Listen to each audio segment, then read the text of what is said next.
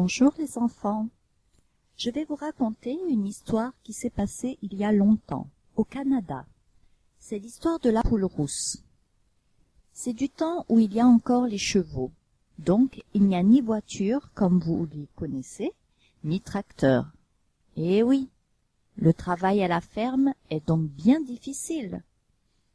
Vous savez, à la fin de l'été, il y a souvent de l'herbe sèche dans les champs, et il faut être bien vigilant.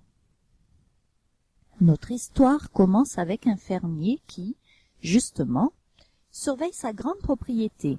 Il en fait le tour avec ses 2 chevaux pour s'assurer que tout va bien. Les fermes sont si grandes dans cet endroit qu'on ne voit même pas les fermes voisines. Notre fermier est bien prévoyant. Il a creusé un fossé tout autour de sa propriété pour éviter qu'un feu ne la brûle. Eh oui, c'est une astuce de fermier.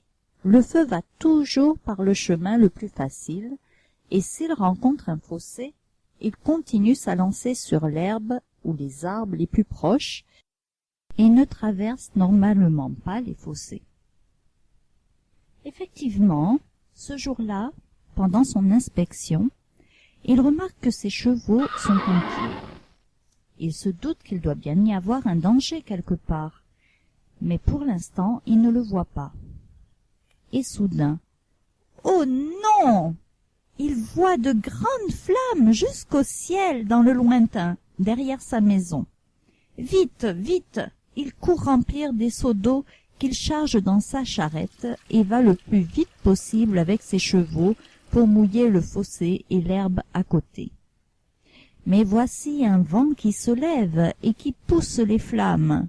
Pas de temps à perdre, il faut mouiller autour de la maison. Et voilà notre pauvre fermier qui court, travaille, arrose. C'est dur, dur. En plus, l'air commence à se charger de fumée. S'il veut survivre et sauver sa ferme, c'est la seule chose à faire, arroser, puis attendre. Mais, les enfants, ce n'est pas la première fois que cela arrive, et notre fermier est bien organisé. Ouf! Il a fini avant que les flammes n'atteignent sa propriété, c'est-à-dire sa ferme et son champ. Voyez-vous, il n'est pas le seul à avoir vu et senti le danger. Les animaux de la ferme sont aussi agités. Le fermier les met à l'abri, il n'en a pas beaucoup. C'est ainsi qu'on voit une poule rousse qui fait un drôle de remue-ménage. Elle caquette très fort pour rassembler ses poussins tout mignons, puis elle les pousse pour les regrouper sous elle. Ils sentent le danger et sont affolés, mais leur mère veut les sauver et les couvre de ses ailes. Elle caquette encore. Que se passe-t-il donc? Oh non! Il y a un de ces petits qui court dans le sens inverse et s'éloigne de sa mère. Quel fou! Il ne veut pas obéir? Et le voici qui court vers le fossé. Malheureusement, le vent est si fort et l'incendie si violent que les flammes s'échappent par-dessus le fossé et le champ commence à brûler. Notre fermier veille et aussitôt se remet à jeter de l'eau avec l'aide de ses fidèles chevaux. Il court partout où des flammes tombent dans son champ. Mais regardez notre petit poussin rebelle. Bientôt les flammes l'entourent et le grillent. Comme c'est triste. C'est souvent ce qui arrive à ceux qui n'obéissent pas à leurs parents. Il leur arrive des malheurs, et c'est triste pour eux et pour ceux qui les aiment. Alors, les enfants, écoutez bien les conseils de vos parents et obéissez-leur surtout quand il y a un danger. Enfin, le vent pousse le feu plus loin, et le fermier, épuisé, finit d'arroser les dernières herbes qui brûlent dans son champ. Voyez comme il a la tête basse, il n'a plus de force, et bien sûr est triste de tous les dégâts occasionnés par cet incendie. Ses chevaux se traînent, mais l'accompagnent toujours. Soudain, que voit-il dans un coin de son champ? Une grosse boule noire. sûrement un objet qu'il n'avait pas rangé avant le feu.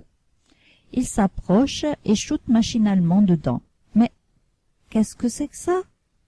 Voici qu'il découvre plein de petits poussins dessous cette chose noire qui commencent à courir dans tous les sens en piaillant. Alors il comprend. Oui, il comprend que cette chose noire, c'est la maman, la poule. Il comprend ce qu'elle a fait. Et, par respect, il ôte son chapeau sale et réfléchit. Vous voyez les enfants, cette poule rousse qui n'avait qu'une cervelle d'oiseau, elle a tant aimé ses petits que par instinct, elle les a cachés sous elle pour les sauver. Effectivement, le feu est passé sur elle, la brûlant, mais n'a pas pénétré jusque sous elle, et les petits poussins sont sauvés, sauf le petit rebelle. Le fermier pense à quelqu'un qui a fait la même chose pour lui, pour nous aussi. Il y a bien longtemps, cet homme spécial s'est comparé à une poule qui voulait rassembler ses petits sous ses ailes pour les sauver.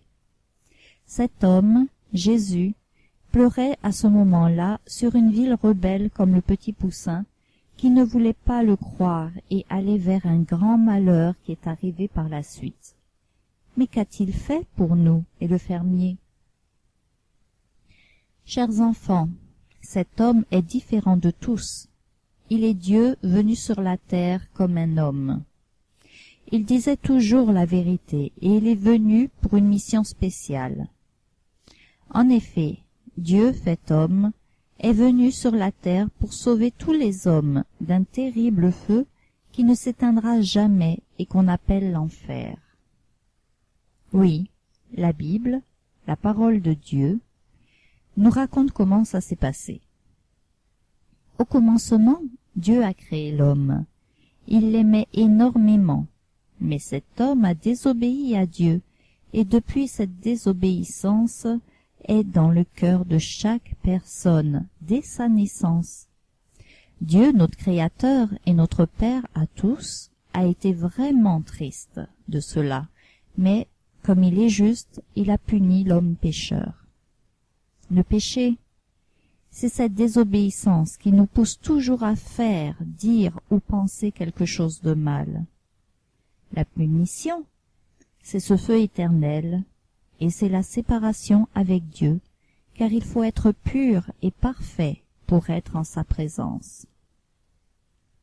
Alors Dieu a décidé de venir sur la terre. Il a envoyé Jésus, qui est Dieu le Fils, pour être puni à notre place. En effet, Jésus est Dieu. Il est parfait et pur. Il n'a pas de péché et ne méritait aucune punition. Mais il a donné lui-même sa vie pour nous. Il est mort sur une croix, la plus terrible punition de l'époque. Et vous savez, Dieu le Père a accepté son sacrifice, et Jésus a été vivant de nouveau. Il est ressuscité. Maintenant, il vit à nouveau au ciel avec son Père. Mais je vous parlerai de tout ça dans une autre histoire.